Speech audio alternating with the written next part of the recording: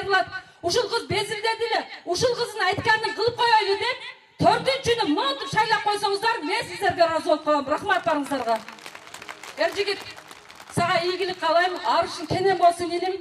Биздин мамлекетти сен де адамдарга тапшырайлы. Мен эртең мигранттардын алдына мен да жүзүм жарык болуп барсын. Шарапат эже, Кудай кааласа жогорку кеңешке аттанып калсаңыз, мен сизге жеке байланышам. Мигрант кыздардын укугу, камалган кыздардын экстрадиция боюнча жеке өзүңүз менен сүйлөшөм. Биз аялдын дардын аял түшүнөт. Ошондуктан көбүрөөк аял кишилерди колдоп алайлы. 5 о бар. Ойлонуп 5-сине, 2-сине, 3-сине секирип кетпей, баягы мигрант кызын безилдедиле. Ой, ошо кыздын дагы эртең мигранттардын алдына жүзү жарык болуп барсын деп 4 мынантип шайлап койсоңуздар, мен да сиздерге дайыма кызмат кылып турам. Рахмат. Ушул Жанарга туз эфир кылып, Жанардан суранганмын. Жанар Акаев, сен биздин депутатсың. Сураны сенен. Биз жөнөкөй мигрантпыз. Энелердин ыйын уккун, энелердин сөзүн уккун. Сенен суранам, башкы прокуратурага кат жөнөтүп, ошол балдарды экстрадиция боюнча жардам бер дегенде, ушул Жанардын аркасы менен балдар азыр которулуп келип атат. Сиздерден суранам, мигранттардын ыйын үнүн угуңуздар, жүрөгүңүздөрдү угуңуздар, көөдөндү бош, көкүрөктү сокур кылбаңыздар. Альянс партиясы действительно жакшы адамдардан куралыптыр. Бардығын шайласаңыздар дагы жарашат, барын шайласаңыздар дагы. Мен сиздерден суранам, урматтуу аталар, энелер, көөдөндү сокур, көкүрөктү бош койбоңуздар. Бизге билимдүү адамдар керек, бизге билимдүү депутаттар керек, бизге билимдүү мыйзам жазган адамдар керек.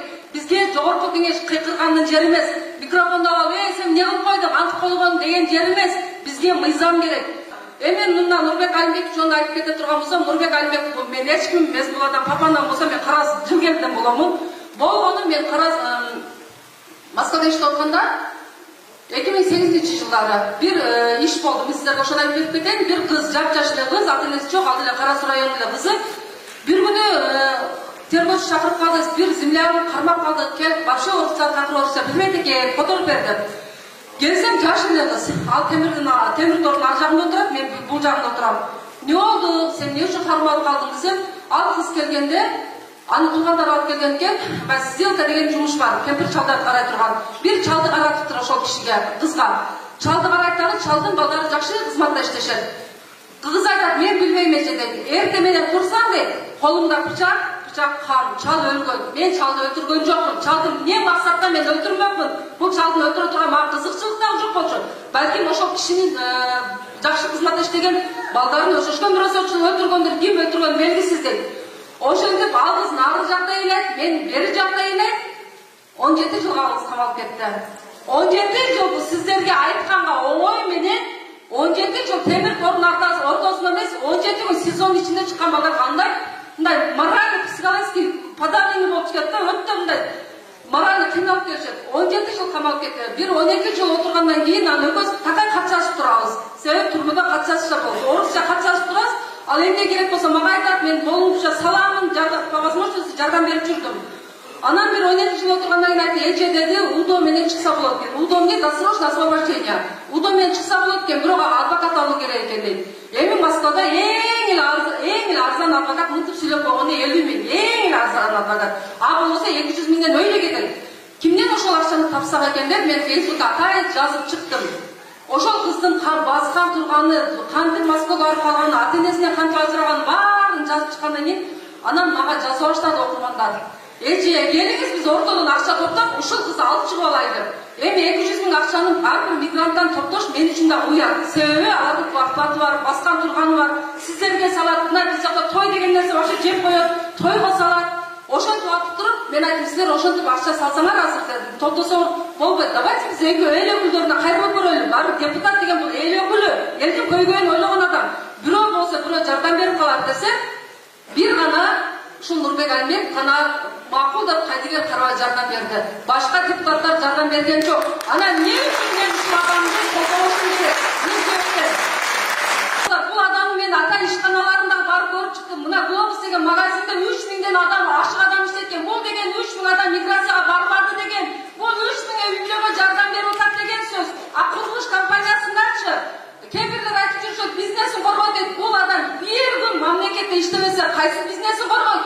Бизнеси өзү путунан турбаса, кайсы бизнеси коргойт? Бул адам бизнеси коргогону муктаж эмес. Бизнеси дагы мээси бар адам кылат. Mesvakada mamleketni jegen жок, тоногон жок, иштеген жок. Өзүнүн күчү менен туруп атат. Назары ток адам мындай айтканда. Оштун тили менен айтайын, назары ток адам мындай айтканда. Ошон үчүн сизге сөзүм акырында айтайын, атнелер. Мен сиздерге мигранттардын ыйын жеткирдим.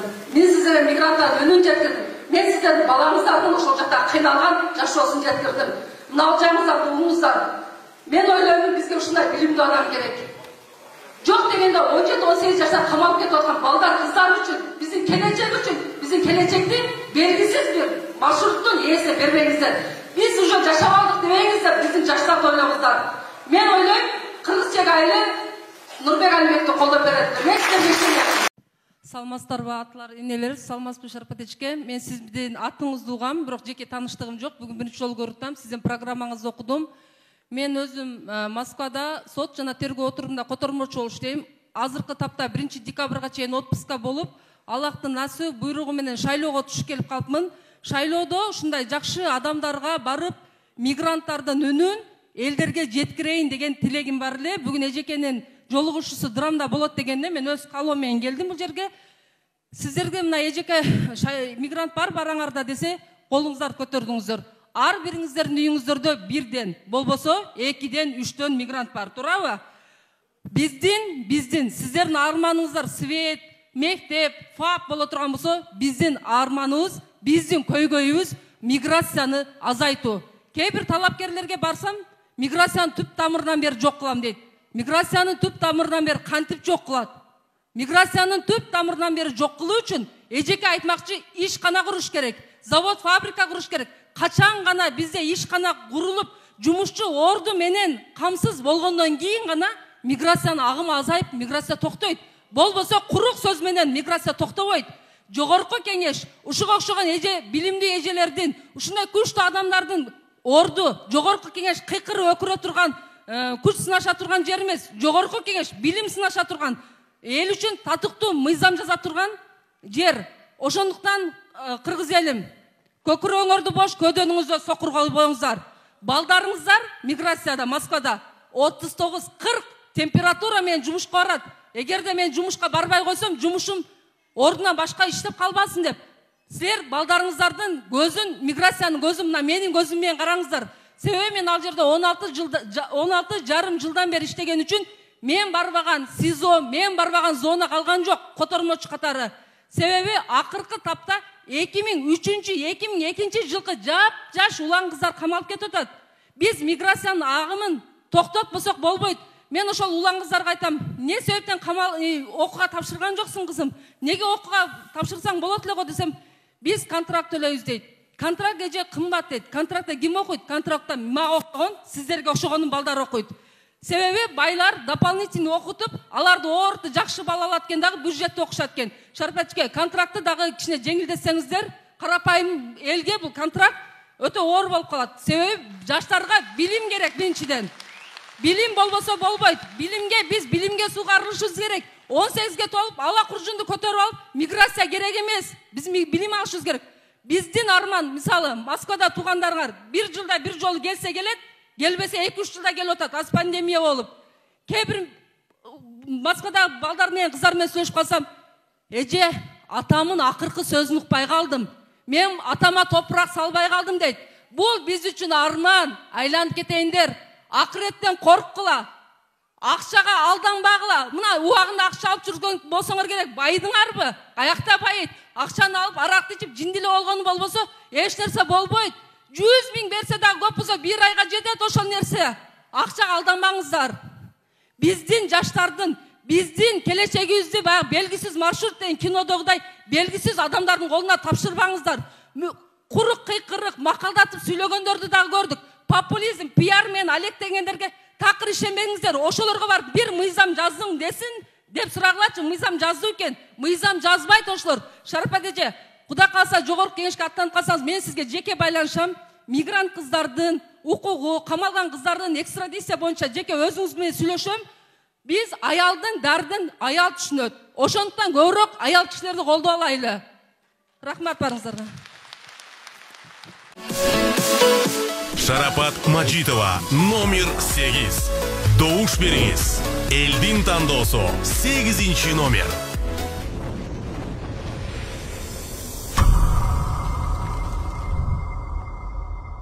Теркова. Ассаламу алейкум аталар апалар. Мен атым Салтанат Митиева. Мен Москвадағы соттық жана тергөө отурумда кодормочу иштейм. Мен негизинен татыктуу талапкерлерди өз калуум менен барып колдоп жүрөм. Мен өз Кара Суу районунун Акташ айыл өкмөтүнүн кызымын, Жаңарыктын жээни боламын.